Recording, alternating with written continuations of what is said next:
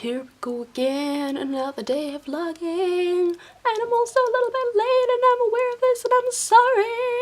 Hey everyone, my name is Jillian and welcome to Frizzbiscuit. So I haven't really shared much of my personal life with you guys, but that's going to change today because I went on a blind date.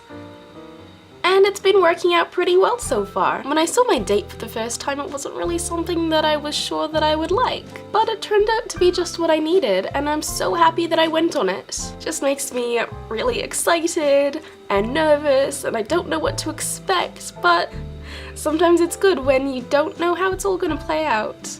And you don't know what to expect when you first show up. And I actually have my blind date here to introduce to you all, so I present to you a blind date with a book.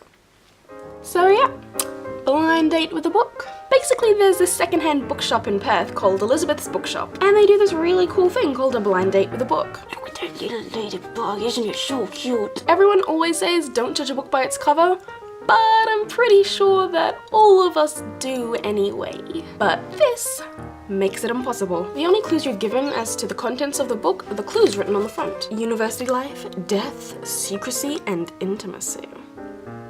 Intriguing. And then you buy the book based on those clues. Nothing else. No more book cover judgments for you. Secondhand bookshops are basically awesome. As you can see, this book is all ready to be opened, so I'm gonna open it now on camera for you.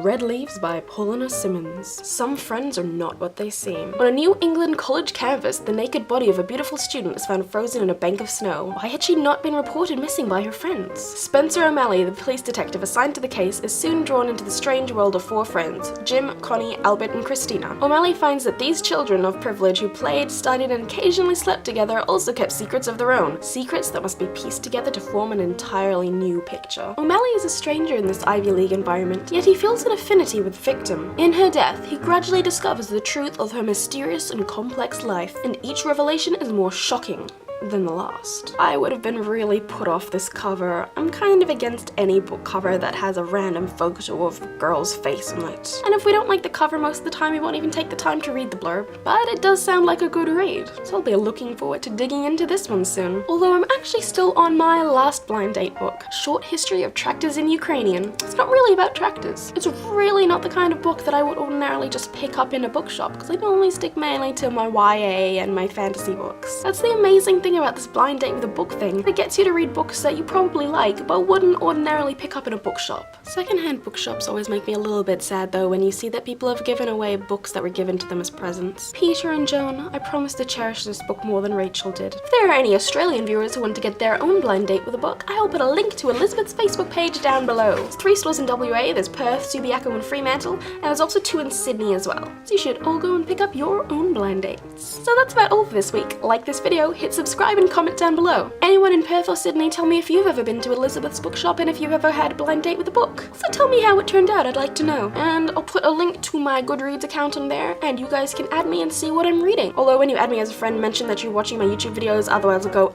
random, and I won't accept your friend request. And that's all folks, bye!